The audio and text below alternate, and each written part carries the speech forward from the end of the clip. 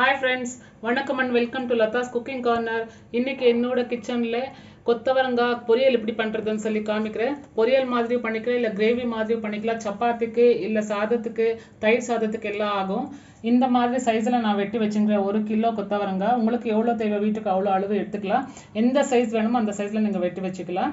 இந்த சைஸ்ல நறுக்குனா தான் நல்லா இருக்கும் சப்பாத்தி பரோட்டாக்கெல்லாம். இப்போ அதுக்கு தேவையானது ஒரு 3 தக்காளி, சின்ன சைஸ் தக்காளி, ஒரு 3 வெங்காயம், அதுவும் சின்னதாக பொடிசா நறுக்க வச்சது, அப்புறமா சில்லி பவுடரு, சால்ட்டு, தனியாத்தூள், இது தேங்காய் திருநது லாஸ்ட்டில் போடுறதுக்குன்னு சொல்லி, இது கடலைக்காய் வறுத்து வச்சது, இதுவும் மிக்சியில் கிரைண்ட் பண்ணி லாஸ்ட்டில் போடுறேன். தாளிக்கிறதுக்குன்னு கடுகு, சீரகம், அப்புறமா வெந்தயம், இது மஞ்சள் தூள், அப்புறமா கரம் மசாலா, ஆயில், கருவேப்பிலை. இப்போ ஒரு விசில்னா கொத்தவரங்காக குக்கரில் போட்டு சால்ட் போட்டு ஒரு விசில் எடுத்துக்க போகிறேன். அப்புறமா எப்படி பண்ணுறதுன்னு சொல்லி காமிக்கிறேன். இப்போ குக்கர் சூடாயிடுச்சு. இதில் இதை போட்டுக்கிறேன்.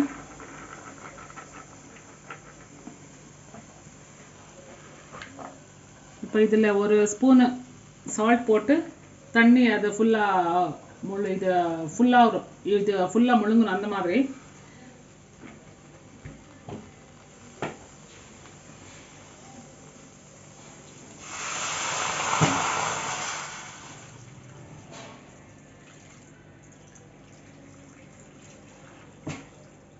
இவ்வளோ போதும்.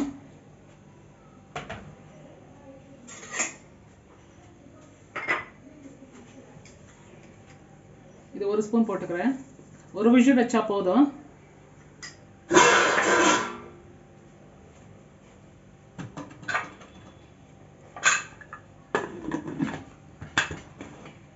இது ஒரு விசில் வரட்டும். இப்போ கடாய் வச்சுட்டு ஆல்ரெடி சூடாயிடுச்சு. ஆயில் ஊற்றிக்கிறேன். கொத்தவரங்காய் ஒரு விசில் வச்சுட்டேன். அது ஆயில் சைடில் இருக்குது. விசில் போட்டோம். அதுக்குள்ளே தாளிச்சிடலாம். உங்களுக்கு ஆயில் எவ்வளோ வேணுமோ அவ்வளோ ஊற்றிக்கலாம். நான் இவ்வளோ ஊற்றினுக்கிறேன். ஆயில் சூடான உடனே தாளிக்கிறதுக்கு கடுகு, சீரகம், வெந்தயம் இதெல்லாம் போட்டுடலாம்.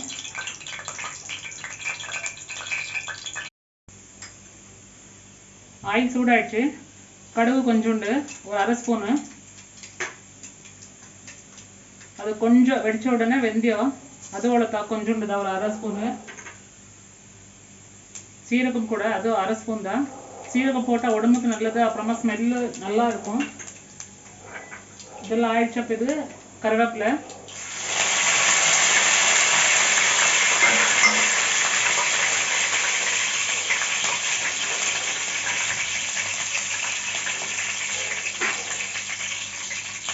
இப்போ வெங்காயத்தை போட்டுக்கிறேன்.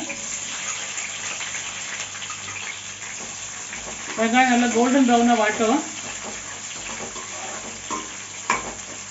நாங்கள் இதெல்லாம் பண்ணுறதுக்குள்ளேயே அந்த விசில் கொஞ்சம் கம்மி ஆயிடுச்சுன்னா அதை வச்சிடலாம்.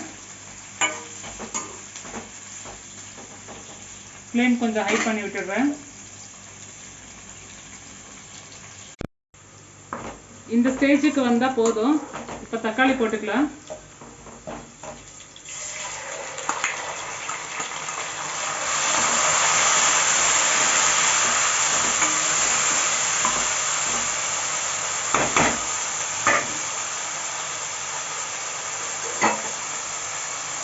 இது ஒரு 2 நிமிஷம். அப்புறம் ஒன்றா ஸ்பைசஸ் போட்டுடலாம். இப்போ தக்காளி கூட வதங்கிடுச்சு.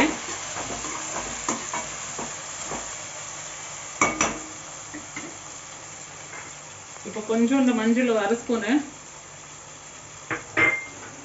தனியாத்தூள் ஒரு ஸ்பூனு, சில்லி பவுடர் கூட அவ்வளோதான் ஒரு ஸ்பூனு. உங்களுக்கு காரம் எவ்வளோ வேணுமோ அதை பார்த்து போட்டுக்கலாம். அப்புறமா கரம் மசாலா கூட ஒரு அரை ஸ்பூன் போதும். இது அப்படியே கொஞ்சம் மிக்ஸ் பண்ணிவிட்டு அப்புறமா அந்த கொத்தவரங்காய் போட்டுடலாம். இதில் நல்ல ஹெல்த்தியான டிஷ்ஷு, உடம்புக்கு ரொம்ப நல்லது. வீட்டில் ட்ரை பண்ணி பார்த்து எப்படி இருக்குதுன்னு சொல்லி எனக்கு கமெண்ட் பாக்ஸில் கமெண்ட் போடுங்க. இன்னும் என் சேனல் யார் சப்ஸ்கிரைப் பண்ணலைன்னா சப்ஸ்கிரைப் பண்ணிக்கோங்க. அடுத்தடுத்து என்னோட வீடியோ ரெசிபிஸ் எல்லாம் நீங்கள் உங்களுக்கு பார்க்குறதுக்குன்னு சொல்லியிருக்கிறேன். சால்ட் வேணுமா அப்புறமா பார்த்து போட்டுக்கலாம். இல்லை ஆல்ரெடி காயில் நான் வேக வைக்கிறதுக்குன்னு சால்ட் போட்டிருந்தேன். லாஸ்ட்டில் பார்த்து போட்டுக்கலாம்.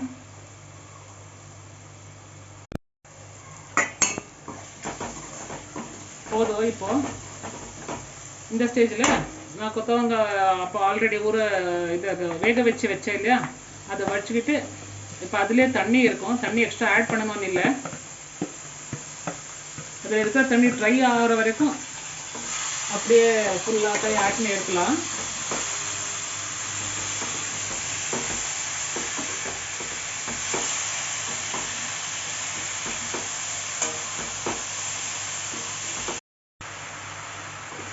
இப்போ இந்த ஸ்டேஜில் எதுனா ஆல்ரெடி வெந்துடுச்சு, அதிகமாக வேகணுன்றது இல்லை.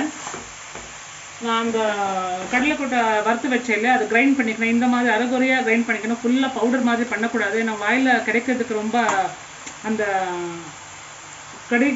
கடிக்கும் போது உங்களுக்கு தான் அந்த ருசி தெரியும், அதுக்கு தான் சொல்கிறேன். ஃபுல்லாக பவுடர் பண்ணக்கூடாது.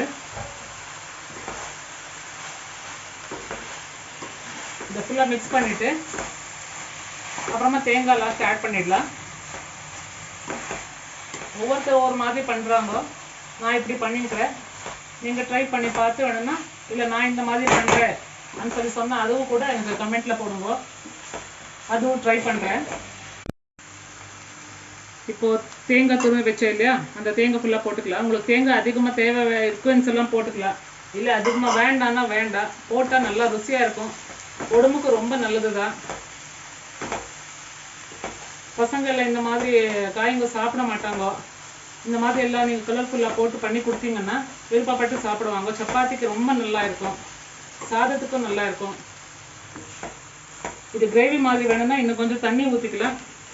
இல்லை இந்த மாதிரி ட்ரையாக வேணும்னா இவ்வளோ போதும். ஒரு 5 நிமிஷம் அப்படி மூடி வச்சுட்டோம்னா ரெடி ஆயிடுச்சு. நான் செக் பண்ணி பார்த்தேன், உப்பு கொஞ்சம் கம்மியாக இருக்குது. அதனால நான் ஒரு 1/2 ஸ்பூன் உப்பு போடுறேன். நீங்கள் பார்த்து அப்புறமா போட்டுக்கலாம். முடிஞ்சிடுச்சு. ஒரு 5 நிமிஷம் அப்படி மூடி வச்சுருந்தேன். இப்போ பிளேட்டிங் பண்ணிடலாம். எங்களோட கொத்தவரங்காய் பொரியல் ரெடி ஆகிடுச்சு. பிளேட்டிங் பண்ணிவிட்டேன். டேஸ்ட் நல்லா இருக்குது, சூப்பராக இருக்குது, ஹெல்த்தியான டிஷ்ஷு. நீங்களும் வீட்டில் ட்ரை பண்ணி பாருங்க. எப்படி இருக்குதுன்னு எனக்கு கமெண்ட் பாக்ஸில் கமெண்ட்டை போடுங்க. உங்களுக்கு பிடிச்சிருந்துச்சுன்னா லைக் பண்ணுங்க, ஷேர் பண்ணுங்க, மறக்காமல் சப்ஸ்கிரைப் பண்ணிவிடுங்க. பாய்.